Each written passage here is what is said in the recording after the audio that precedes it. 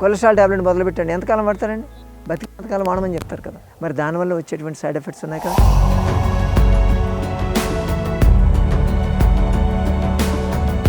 నిమ్మరసము, వెల్లుల్లి రసము, అల్లం రసము, యాపిల్ సిడర్ వెనిగర్, ఈ 4 బీపీలు తగ్గడం, కొలెస్ట్రాల్ తగ్గడం, ఎల్డిఎల్ కొలెస్ట్రాల్ లెవెల్స్ తగ్గిపోవడం, ఫ్యాటీ లివర్ ప్రాబ్లమ్స్ రాకుండా ఉండడం, హార్ట్ పంపింగ్ లెవెల్స్ పెరగడం, సర్జరీ అని చెప్పిన కేసులు కూడా అవసరం లేకుండా రివర్స్ కావడం.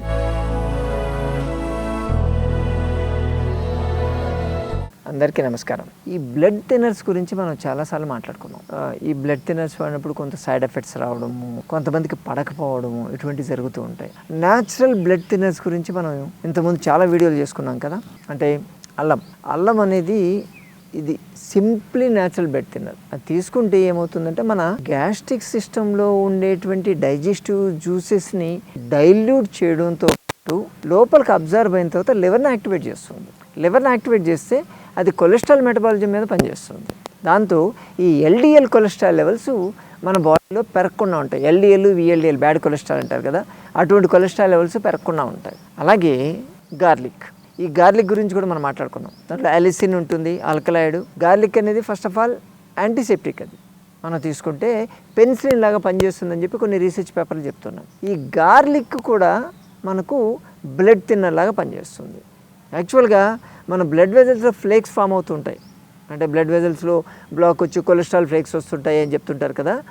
అక్కడ కూడా యాక్చువల్గా ఈ వచ్చినటువంటి రీసెర్చ్ పేపర్స్ ప్రకారం రీసెంట్గా ఒక బ్యాక్టీరియా అనేది ఫ్లేక్ లోపల ఉంటుంది. దాన్ని అరెస్ట్ చేయడానికి వెళ్ళినప్పుడు ఈ ఫ్లేక్ ఫామ్ అవుతుంది అని చెప్పి ఒక థియరీ ఉంది. ఈ గార్లిక్ ఏం చేస్తుందంటే యాంటీసెప్టిక్ లాగా ఉంటుంది కాబట్టి అది అక్కడ ఉన్నటువంటి ఆ బ్యాక్టీరియాని కూడా చంపేస్తుంది. బ్యాక్టీరియాని చంపితే ఇంకా కొలెస్ట్రాల్కి అక్కడ బ్లాక్ చేయాల్సిన అవసరం లేదు కదా. ఆటోమేటిక్గా అక్కడి నుంచి మెల్లమెల్లగా డిప్లీట్ అయిపోతూ ఉంటుంది. ఆ విధంగా ఇండైరెక్ట్గా అది కొలెస్ట్రాల్ని కరిగించడానికి పనిచేస్తుంది. అలాగే నిమ్మరసం కూడా ఈ బ్లడ్ వెజల్ బ్లాకేజెస్ చాలా బాగా పనిచేస్తుంది. ఎందుకంటే దానిలో వైటమిన్ సి ఉంటుంది.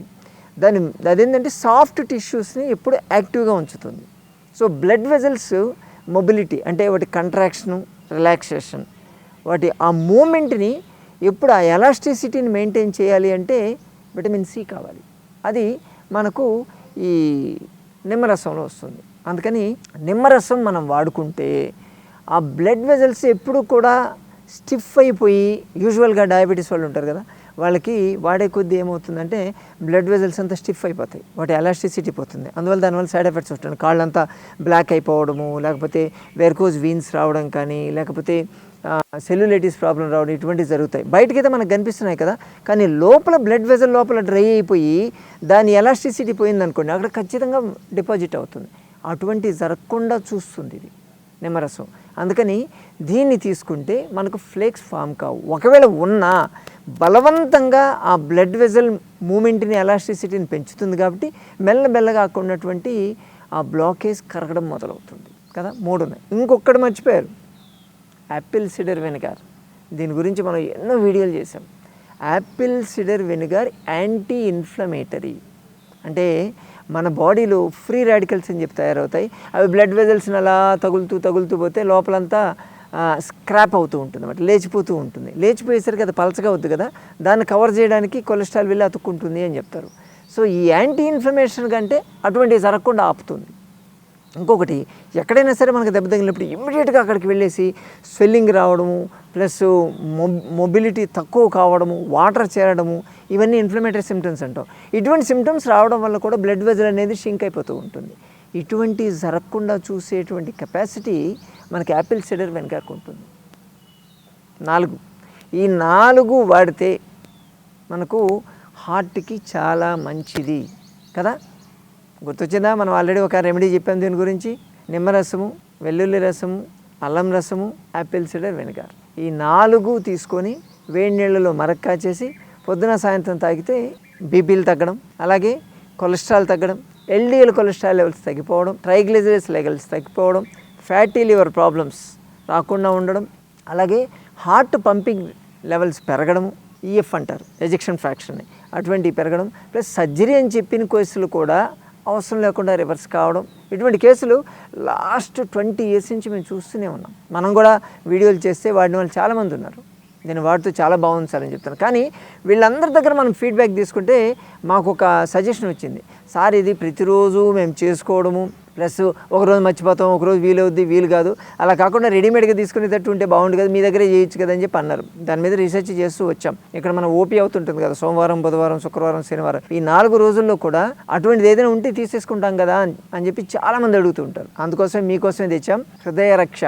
చూడండి, ఓకే, ఇది బాటిల్ సేమ్, దీంట్లో ఏమీ లేవండి. మీరు ఏదైతే ఎన్ని రోజులు ఇంట్లో తీసుకుంటున్నారో అల్లం రసం, వెల్లుల్లి రసం, నిమ్మరసం, యాపిల్ సిడర్ వెనిగర్, దాంతోపాటు కప్పు నీళ్ళలో వేసేసి మనం బాగా మరక్కా చేసి ఆ రేషియోస్ ఎంతో చెప్పున్నాం ఆల్రెడీ.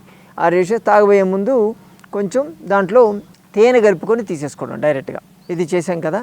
సో ఇలా రోజు చేసుకునే పని లేకుండా ఇప్పుడు బాటిల్ రూపంలో మనం తెచ్చేసాం. దీన్ని ప్రతిరోజు ప్రాబ్లం ఉన్నవాళ్ళు పొద్దున 1 స్పూను, సాయంత్రం 1 స్పూను తీసుకోవచ్చు. అలా ప్రాబ్లం లేని వాళ్ళు, అంటే చిన్నది టీ స్పూన్ సరిపోతుంది, టేబుల్ స్పూన్ కాదు, పెద్దది అక్కర్లేదు, టీ స్పూన్ 5 ml సరిపోద్ది. దాన్ని డైరెక్ట్గా తాగేయడమే. దీంట్లో మళ్ళీ నీళ్ళలో వేసి కలుపుకోవాల్సిన అవసరం ఏం లేదు. డైరెక్ట్ టానిక్ ఎలా తాగుతామో అలా తాగేయడమే. పొద్దున, సాయంత్రం 2 times తీసుకోవచ్చు.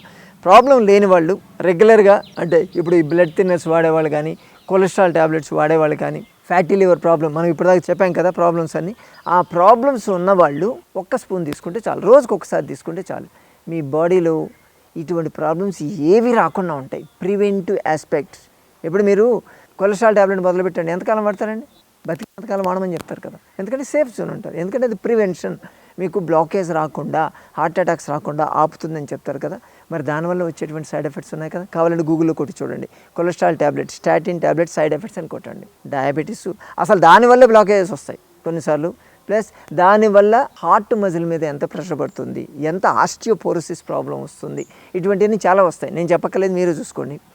అటువంటి సైడ్ ఎఫెక్ట్స్ ఏమీ లేకుండా మీకు బ్లడ్ వెజల్లో బ్లాకేజ్ రాకుండా కొలెస్ట్రాల్ తగ్గాలి, యూరిక్ యాసిడ్ లెవెల్స్ తగ్గాలి, అలాగే యూరినరీ సిస్టమ్ ప్రాబ్లమ్స్ రాకుండా చూసుకోవాలి. ముఖ్యంగా ఈ డయాబెటీస్కి వచ్చేటువంటి డయాబెటిక్ నెఫ్రోపతి, అలాగే డయాబెటిక్ కార్డియోపతి లాంటి ప్రాబ్లమ్స్ లాంటివి ఏవి రాకుండా ముందే ప్రివెంట్ చేయాలంటే రోజుకు ఒకసారి తీసుకుంటే సరిపోద్దండి.